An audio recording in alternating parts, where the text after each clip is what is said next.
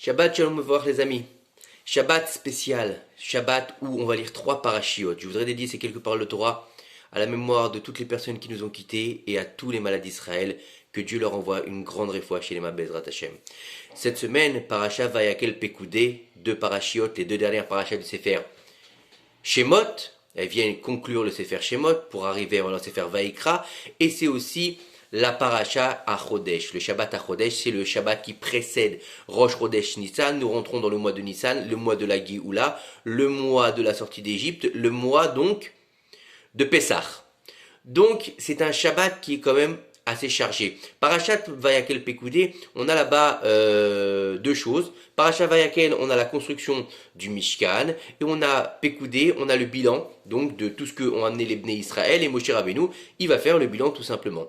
Mais si on regarde bien, on a vu que déjà dans la Parashat Teruma et Tetzavé, on a parlé déjà du Mishkan. Au milieu, on a Kitissa. Et puis ensuite, on a c'est Vayakel Pekoudé qui nous parle encore du Mishkan. Donc, quel rapport? En fait, nos sages nous expliquent que dans les parachas de Teruma et Tetzavé, là-bas, en fait, c'est Dieu qui donne l'ordonnance à Moshe Rabbeinu. Il va lui dire, Moshe, voilà, écoute, tu vas devoir faire le Mishkan, tu vas devoir faire tous les objets du Mishkan, la menorah,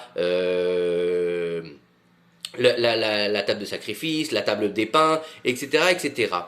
Et ensuite, et bien sûr, les habits du Kohen Gadol. Et ensuite, on a donc cet épisode du Vaudor avec la paracha Kitissa. Et après la paracha Kitissa, on a Vayakel Pekoudé, qui sont les parachiotes où on va mettre en fait en place la construction. C'est-à-dire qu'il va y avoir Moshe Rabbeinu va transmettre en fait au Bnei Israël l'ordre d'Akadosh Baruch Hu, et eux, ils vont se mettre en place. Mais la première chose qu'on voit dans la paracha de Vayakel, c'est que tout au début, on parle de Shabbat. Shabbat, Moshe dit au Bnei Israël de faire le Shabbat. Et quel rapport avec le Shabbat? Et en fait, c'est parce que le Shabbat, quand on est Shomer Shabbat, et quand on fait Tchouva, le Shabbat, il arrive à pardonner même une faute aussi grave que l'idolâtrie.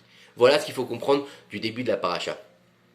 Mais plus profondément, il faut comprendre pourquoi est-ce qu'au milieu donc ces 2 versets de ces 4 parachiotes, on a la paracha Kitissa. Le sage nous explique en fait que lorsque Dieu a voulu construire le Mishkan, c'est pour faire un dira betartonim, c'est-à-dire qu'il a voulu refaire sa maison en bas. Et pour faire sa maison en bas, il faut mettre en place, comme dans toutes les maisons qu'on va faire, il faut tout mettre en place. Qu'est-ce qui va se passer? Donc, il faut lui préparer le terrain. Et aussi bien que ce soit pour la Gdusha que la Touma, il faut qu'il y ait un terrain, puisque c'est des choses qui sont spirituelles, et nous sommes matériels. Comme par exemple, quand on fait une Brit Mila, on dit « Zé akiché chez Eliyahu à la vie ». Voici la kissé d'Eliyahu, pour que Eliyahu, le malar qui s'occupe de la Brit Mila, ils peuvent venir sur cette kissé. C'est-à-dire qu'en disant ça, on va faire un voile spirituel qui va se poser sur la chaise matérielle, et Eliyahu à la vie va pouvoir se trouver ici, avec nous, à la Brit Mila. Mais si on dit pas ça, eh ben, il va pas pouvoir venir parce qu'il pourra pas réussir à rentrer dans la matérialité. Comme l'âme, elle est dans le corps, comment est-ce qu'elle est dans le corps? Parce qu'il y a le tselem. Le tselem qui fait une espèce de, donc l'ombre on appelle ça, qui va faire le lien entre l'aneshama et le corps.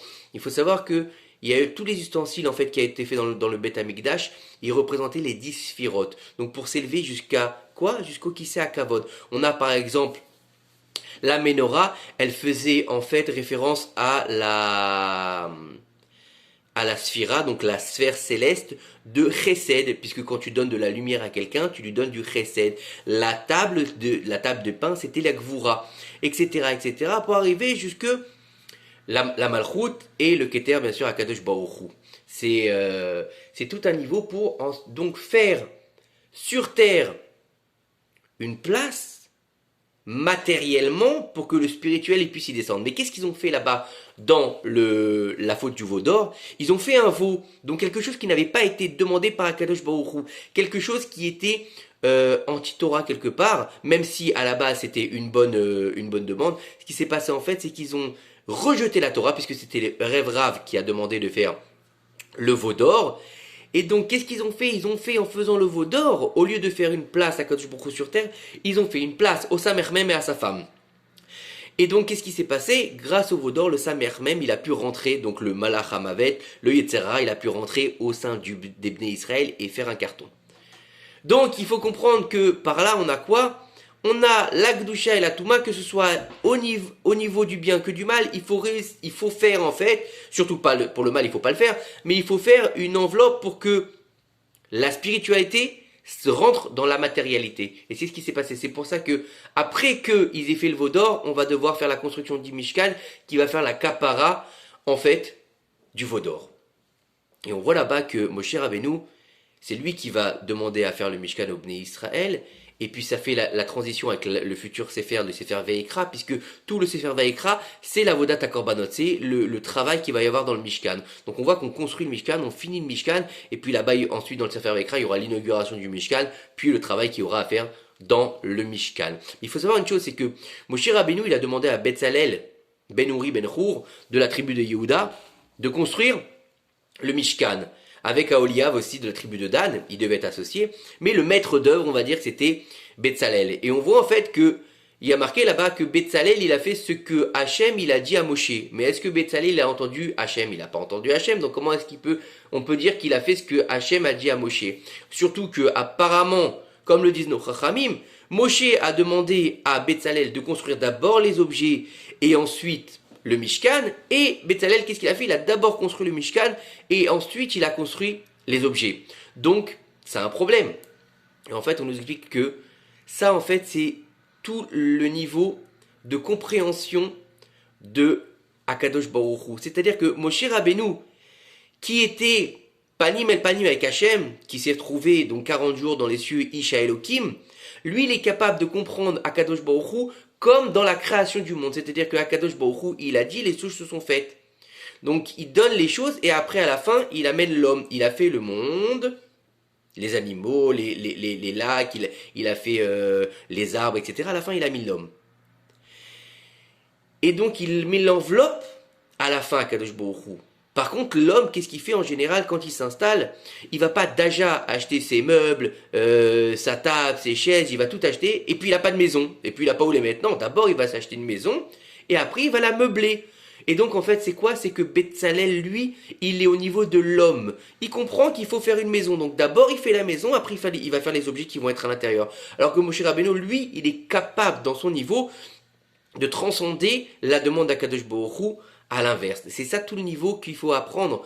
Ou c'est du haut vers le bas, ou c'est du bas vers le haut. Et en général, quand c'est Hachem qui donne, c'est toujours du haut vers le bas. Et nous, on doit transcender ce qu'on a reçu du haut pour le faire monter ensuite chez Akadosh Baruch Hu. C'est-à-dire que dira Betartonim, pour qu'on ait une référence entre les mondes d'en bas et les mondes d'en haut. Parce que tout ce qui se passe ici, ils sont là-haut. Comme on dit qu'il y a une Jérusalem céleste, il y a une Jérusalem terrestre. Comme il y a un Mishkan céleste, il y a un Mishkan terrestre. Comme il y a un Bet Amikdash céleste, il y a un Bet Amikdash terrestre. Et c'est pour ça qu'on dit que quand il y aura le Mashiach, comment est-ce qu'il va descendre le Mashiach, le Bet Amikdash, il va descendre le troisième Bet Amikdash très bientôt, il va descendre du ciel. Donc c'est ça qu'il faut comprendre de la paracha de cette semaine, et puis la paracha de Chodesh qui va nous donner l'entrée dans ce mois magnifique du mois de Nissan où on ne fait pas de Tachanounim, puisque c'est le mois de la délivrance. Et il faut comprendre encore une dernière chose, c'est-à-dire que on voit que la dernière paracha, Moshe Rabbeinu, il fait le bilan. Il fait le bilan de tout ce qu'on lui a amené pour nous expliquer que quand on finit quelque chose, souvent, c'est bon de faire le bilan. Quand on arrive à un certain niveau dans la Torah, il est bon de faire un bilan, de se dire, oh, je suis arrivé où là? Je vais en avant ou je vais tomber? Quand on est avec son couple, oh, je fais un bilan, je vais où là? Ça va avec ma femme, ça va pas avec ma femme, avec ses gosses, c'est bon là, ça va pas. Dans son entreprise, on fait toujours un bilan. Et dans notre personne même, il faut faire quoi? Cheshbon Nefesh. De temps en temps, il faut s'arrêter, il faut faire un bilan, se dire, oh, est-ce que je suis dans le bon sens ou est-ce que je suis pas dans le bon sens? Shabbat, Shalom, Uvurak. Kadosh Baruch Hu nous envoie très bientôt la Géoula Shlema Bimera Bi'amin Amen. Si vous avez aimé, n'hésitez pas à vous abonner à la chaîne, n'hésitez pas à le partager, c'est nouveau, je mets tout ça sur YouTube. Alors essayez de me donner un coup de main pour qu'on diffuse au maximum la Torah, qu'on ait tous une part dans la réalisation de la prophétie divine d'Akadosh Baruch Hu. Je vous embrasse, merci beaucoup, Shabbat Shalom.